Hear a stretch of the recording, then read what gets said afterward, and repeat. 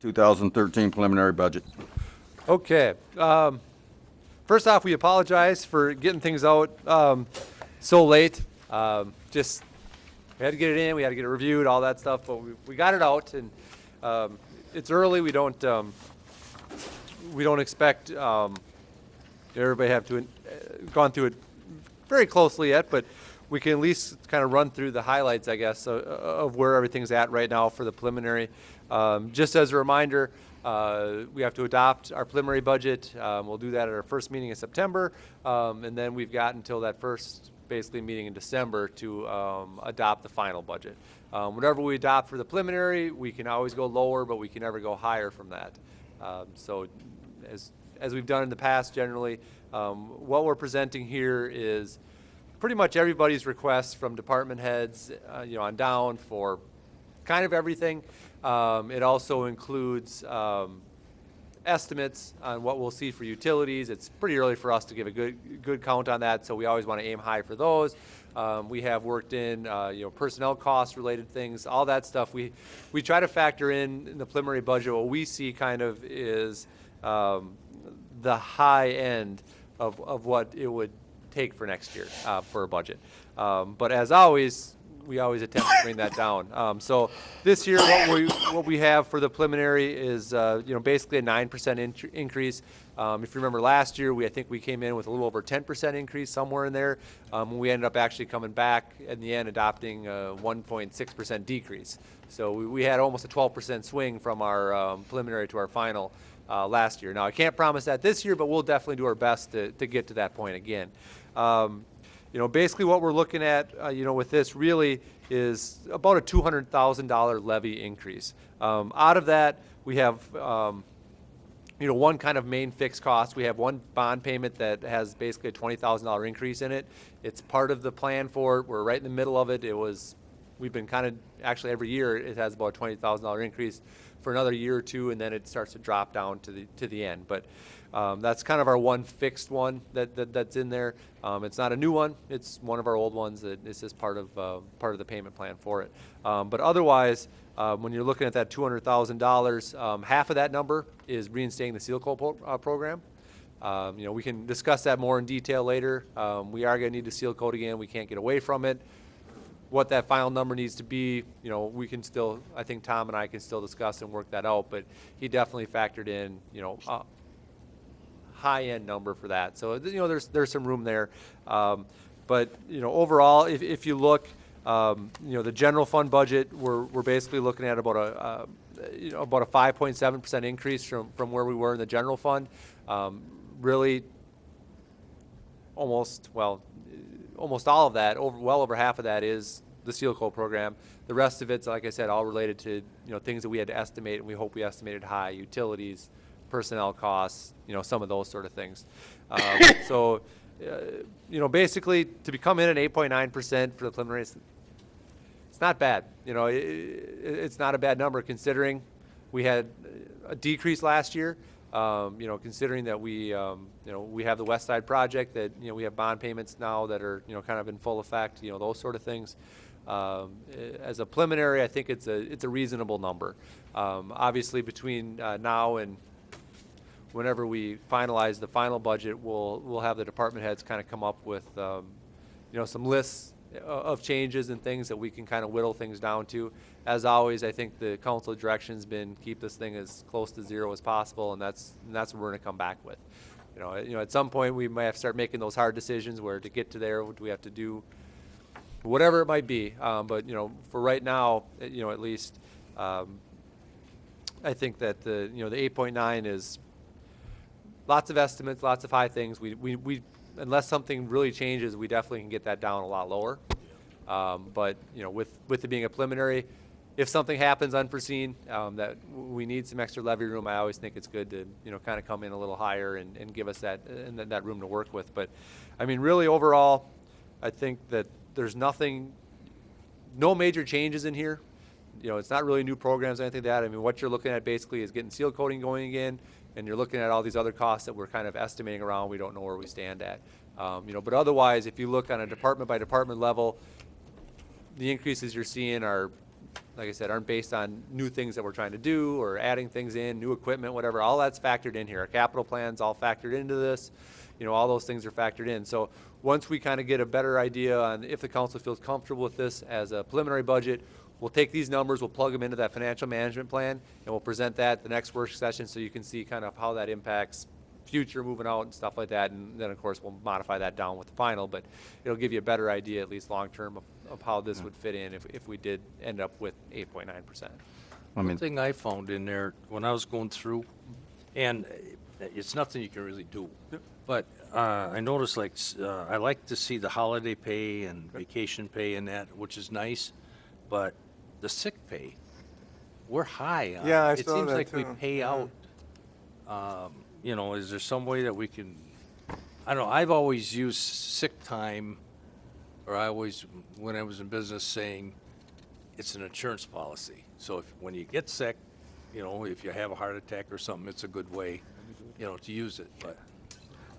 Do we use PTO or do we use vacation and, We have vacation and sick, and the way that it's showing in your budget is the gross salary is calculated, Okay. and then an estimate of vacation, sick time, and holiday pay is Right. then taken out of that, and then the full-time wages is what's budgeted based on an estimate of what's used, so that regardless of how it's used, whether it's vacation, sick, holiday, it's all added together to equal the gross wages that's Right, been approved right. for. Yeah, I see that, but I mean, how together. much, like here, some of this is, some has been 80-some% used and, Right. different things It- in certain areas, which it can happen. I'm not saying that, but, Right. like you were sick a lot this year, and Yeah. stuff like that. So it's going to happen, but it's good to have. And right, and it's something that, each department has to look at individually to make sure that there isn't any abuse going on, but certainly if an employee needs to use it, it is there for their own. Oh, yeah. that's what it's right, for. Right. And like Lanell was trying to say, is basically what we do is we take an estimate of what we think maybe personnel costs are going to be next year. We have to get our union negotiations done, things like that. And then we just kind of take that lump sum number, then break it out.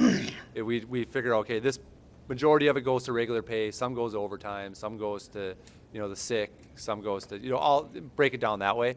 So that number definitely looks high, but it doesn't mean that's what we're going to use. Once we actually get our final personnel numbers down, all that stuff gets adjusted. But I down mean, to if you look reality. here though, like expenditure 2012, the percentages, if you notice, some are high, some aren't, Yeah. That's just, I don't know why it stood out for, and I was going, Yeah, wait a and, minute. and that's a tough one, and I think we definitely do a good job. Department heads are, we sign off on all the sick things, and we know what's going on, and we don't feel that there's any abuse. No, with it. I'm not You saying just there's have abuse. employees get hurt, You know. employees get sick, those Yeah. sort of things, and your percentages will go up and down as the years Yeah. go. That's for sure. You'll see some ranges there. Yeah. There's another department in there too, other charges in each department. I mean, do you keep track of the details and other charges? Oh yeah, I mean everything that everything that we do, we do spend on comes through the council. I mean, you guys see it in those long reports. It's all there. It's just that it's hard to have a line item for everything. Sometimes you just get those things that doesn't quite fit there, doesn't quite fit here. We put it in other. It's, They are accounted for. But definitely, everything's accounted for, everything's approved, things like it's that. just like when you run a business, you've got an account or two that's kind of. No, I know that. I'm just saying, some of these are. We definitely Yeah. pay attention to those, and like I said, you'll also see too if you look at a history of some of them. Some years are higher, some years are lower in those, and it's. Can we fit council raises into that count? I have the council's salaries remaining the same. You do? Now, if there's some direction from the council to change that, we can take a look at that. I thought I was giving you quite a bit of direction on that. I didn't hear a whole lot of support anywhere else though on that He one. was being subtle about it as usual. Well, I'm not as bashful as the rest of them. But I do know you mentioned the seal coat thing being high, but it does need to be included because we've let it go too 3 far. years, yeah. That's something we'll have to At look at. what and see level, we- I'm not sure yet, but. Yep. Well, and when Tom asked, he said, I'm putting it in there, like we're doing pretty much everything I could ever think of doing. We'll work it back down to what's realistic.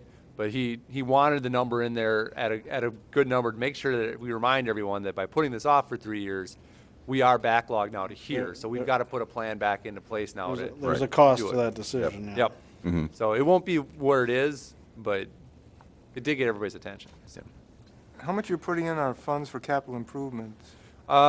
Basically, same thing we kind of did last year. We'll take a look. The department heads review the plan as far as what they see as future capital purchases. Then we take a look and try to balance.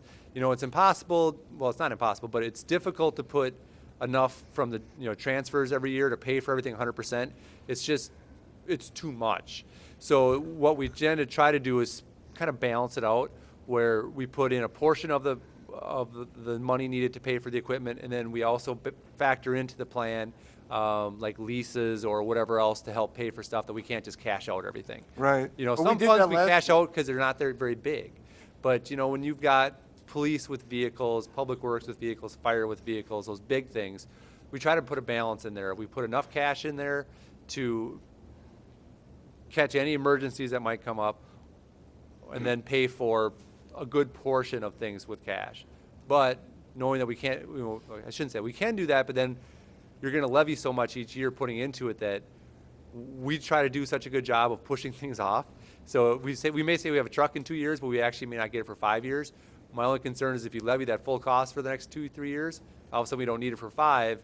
Well, those 2-3 years we could have had to levy $20,000 lower. So we try to try to be smart with it and balance it, knowing that it's a plan. We may not need it, but we're going to put enough in there to make sure that we can do at least a good portion of it. And then when you see the financial management plan, what you'll see is that we work in there that we know that 1 year we're buying 2 police cars. We can afford to buy one. The other one we're gonna pay for via like a lease purchase.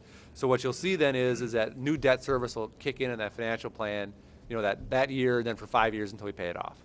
Something like that. So we try to balance the two out that way. But we have enough going in there, and we have enough fund balance in each of the funds that we think we're in a good spot with that capital improvement plan. Well, the only concern I had was that each department would tell you that, yes, we definitely need this at this at this point, we're going to need that, whether, is the money going to be there, Right. or enough money? And the good thing is we review it every year, and I've got to tell you that all of our department heads do an excellent job of saying, if we don't need this, we're pushing it off. And they do. And, we've had things on there every year saying we need that next year, and we haven't done it in 4 years. Because they take a look at their equipment and say, we don't need the truck this year. We just discussed that in Public Works Yeah. a little bit today, that things have been pushed off, that. Yep, all the might department try heads and do an do one. excellent job every year reviewing it and saying, we don't need it next year. And if you don't, you don't. At some point you need something. But we put it off until really as long as possible. Because there is no need to get rid of something until we get it to its useful life. As soon as it's done with its useful life, we'll get it. So that's the one good thing, is that I do, the department heads do a great job of making sure if we don't need it, we don't put it on. We push it off another year or 2. And the other thing is, of course, the big money items that we'll be spending money on. Did we pay the MnDOT bill? We have. We done? That's done, That's right? done. Okay. So that'll be reflected in the financial management plan. Like I said, if this is kind of the preliminary budget we'll go with, I'll update the plan with these numbers just to give you an idea where it's at. But yeah, we did get that cashed out. We'll be paying for that. Basically with TIF revenues that we had TIF on hand, and then we'll get another payment here coming up in January that'll cash that out completely. And so we'll be covered with that. That'll be done. We've got that worked into the plan. Basically what we did was we had $2 million in our financial plan for the interchange. Well, now instead we've got, $1.4 million in there for the interchange, and we put $500,000 of that towards the MnDOT bill, and we all balanced out still. Okay. What's our percentage when the MnDOT bill is settled as far as our budget goes? We'll still probably have a general fund reserve of about 52%, 53%, somewhere right in there. Okay. Still at a decent number, I think. But that will lower, is it next year or 2014 when we pay for Yep. our share of 52? Well, no, that's kind of Interchange? factored in there. That's factoring that in there. Oh, okay. I think we'll still be at about 50% even after that. Because right now we're at, now with the MnDOT bill done, but we were at 70, probably Right, some we were up percent there or quite a something. ways. But we knew that we were going to pay cash for our portion of the interchange. Right. So we were holding on to that money. But even factoring that in, we'll still be in the 50% range when that's all said and done. So we're still in great shape in the general fund. Yep. I think you guys did a good job of putting the preliminary budget together. I know everybody works hard on this. We'll just all look to see what we can do to. I got a couple things, Robbie, I'd like to throw in there. I was kind of wondering if we ever did hear anything on the sales tax thing, or if that's a dead horse, or. You know, it's not a dead horse. You know, what happened last session is that we talked to our legislators and they said, you know what, we're considering putting this in the tax bill for the whole state. So every city would have the same guidelines to follow. If they want to do this, here's what you do. Have a vote, you can do it. In the negotiations, it eventually got pulled out as part of the negotiating process that it wasn't an issue they wanted to deal with. So what's going to happen now is we'll talk after the elections, see who's in place. We'll talk to our representatives and find out, okay, what do we want to do with this? You know, are you going to push it again for a statewide thing? We'll support it. If not, we'll request you know, an individual just for us to be run through there. Now, City of Red Wing is going through the process right now. They have a vote coming up on theirs. Yep. They're going to see how that goes. And it'll be interesting to see what happens. How did theirs go through so fast and ours didn't? They're going the other way. They're going to do their vote first and then take it to the legislature. Okay. So they're going to say, you know what? We've discussed it. We've voted on it. Our citizens say we want to do it. Now you guys authorize it. So they decided to go that route with it. Hopefully after it gets done, they get approval for it, because otherwise it's a lot of money to go through that process, and maybe it doesn't work Well, out. I think we're lucky we can kind of use that yeah. to see what happens and probably see where we're at if we put it to a vote. Yep. The other thing that I wanted to ask you about the sales tax, and if we did get that sales tax, is there any way that would include that we can sales tax frac sand? What we can tax is pretty much set by the state. If there's sales tax on it, we can get our percentage. If can we not sales taxed, we can't do it. If we apply for sales tax, can we apply for a sales mineral tax too, or? If the state doesn't tax it, we can't tax it. Okay. And then the other question I got for you, Aaron, have you noticed any difference on our tax base as far as foreclosure properties and stuff? Is it any better this year? Is it staying about the same? Did we get our first half settlement? I don't think we were. I think we pretty much got on average what we get. As far as taxes coming in, on the foreclosure ones, depending on their situation, we don't always get the taxes on paid on that. But we're not really seeing a big increase. And what usually happens is whatever ones are in some sort of tax forfeit or whatever where they're not paying taxes, old ones in the past got bought, and so we get that plugged in, and that they always tend to balance each other out pretty good. So we haven't seen a case yet where we think that we're not getting enough tax revenue in, even though we're levying it, that we have to levy more to make up for it. We always seem to, look at our audits, we always seem to come in right. One balances the other out, generally what happens. Okay, I was kind of hoping you'd say it's actually getting better, but it isn't getting worse anyway. I don't think it's getting better. I don't think it's getting worse either. Okay. Then the other thing I wanted to bring up to the council was, I brought it up to Aaron and I had to pick him up off the floor, but I still wanted to bring it up to the council. Is when we had our audit done, I told Aaron we had the 360s on that audit. We had $60,000 shortage in our water fund, and we all know what's going on there, and we have to raise it every year. We had a $60,000 surplus in our storm sewer and sewer fund. We had a $60,000 surplus in the budget for last year. The year before that, we had a $96,000 plus in the budget, and that gets rolled into just the regular accounting thing every year. So I brought up to Aaron about plumber's accounting, that I would like to take that 60,000 surplus in the sewer and water fund, or the sewer fund, and I'd like to shift it into the water fund. I would like to take the 60,000 that was left over from the regular budget, and I would like to designate that money and use it for 5,000 in the park fund, 5,000 in the fire fund, 5,000 in the city fund, office fund. Give every department 5,000, and the balance I would like to go into public works to go for seal coating and stuff. Aaron said you'd have to designate that money. And now tonight he said we have a $2,000 shortfall. So I guess one question would be is if we did something like that, are you already planning on that 60,000 in on that 200,000? So would that make us 260,000 short? Oh, no. And the other thing is, if we didn't do that, I would be tempted to take the 60,000 and do a refund to every tax owner, property tax owner in Cannon Falls, and start off at zero. Because if you roll that in to the budget, then it's not a true budget that we're starting out at zero. We're starting out 60,000 ahead. So to me, that's one way that every department always needs something. I don't care if it's a computer update, but we always have problems getting the public works. It would amount to about 30,000 to public works, and the other fives would be divided up between park and police and city hall.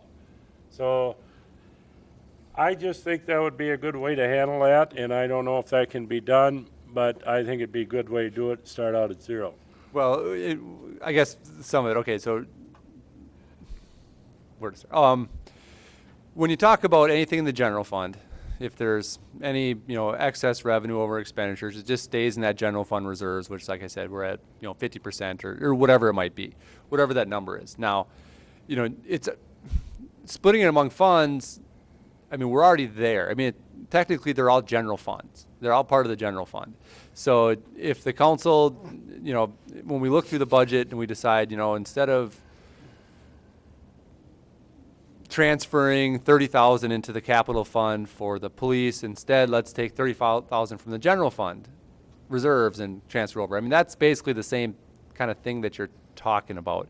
It would just be a way to, instead of having to levy for it, we can, use it somewhere else. I mean, technically, when we look at our books, fire has their own separate fund, library has their own separate fund, but that's because they get revenue from different sources besides just the city. The library gets a contract amount from the county, Selco, that sort of thing. The fire department, we have contracts with our townships. So they're separate funds that way. But, every other department you can talk about, they're all in the general fund.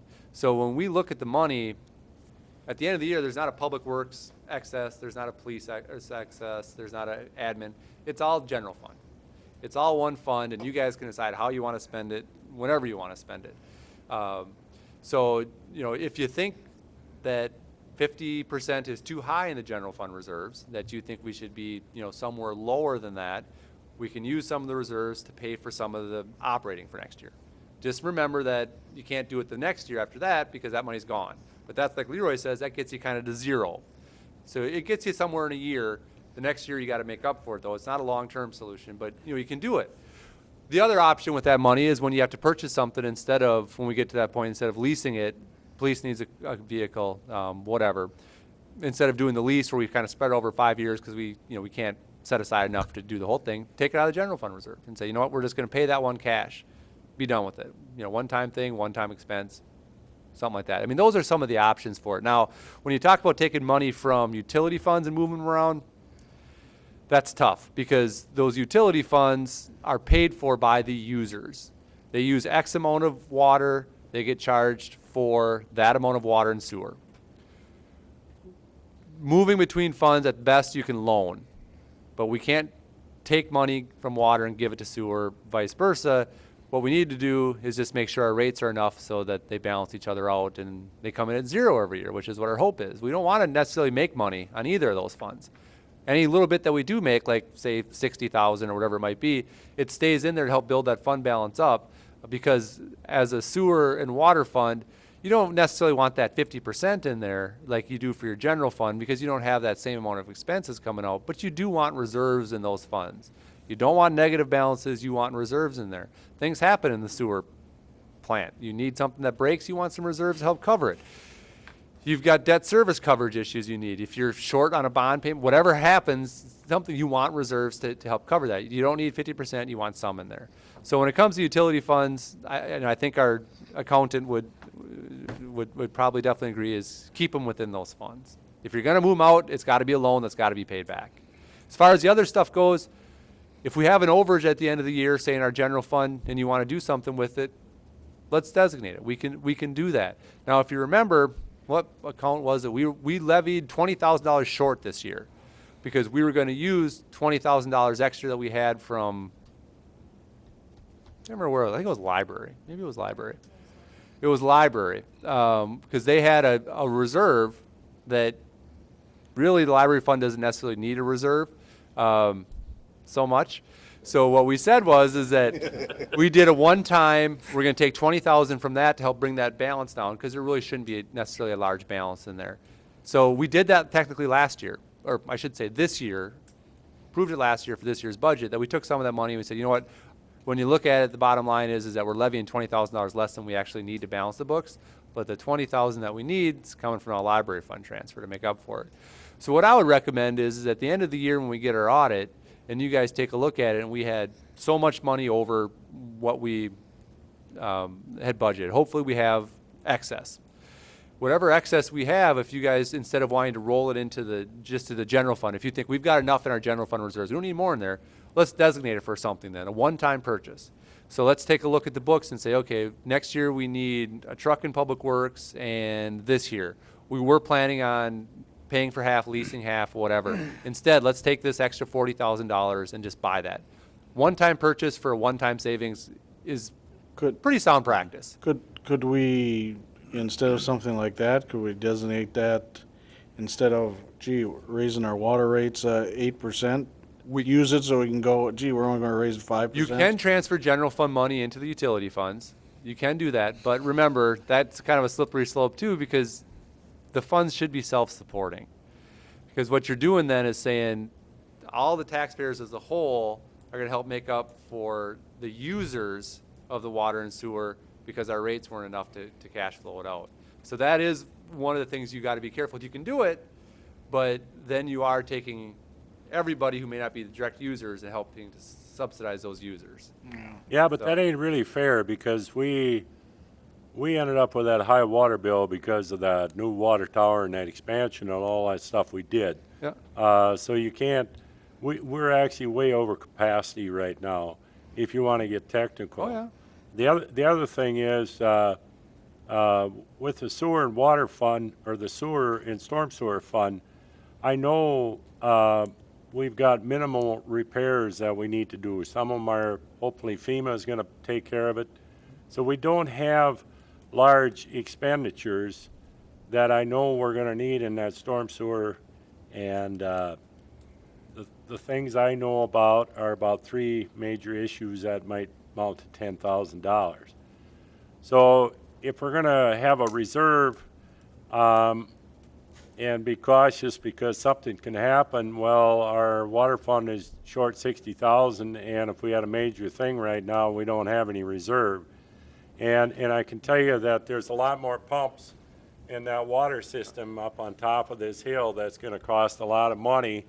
And I know our 7% or 8% raise over the next 7 to 8 years on that water bill is people are hollering about that all the time to me, that our water bills are just getting so high. And I can't argue them when I get my water bill and it's more than my electric bill. So we got to try something different there.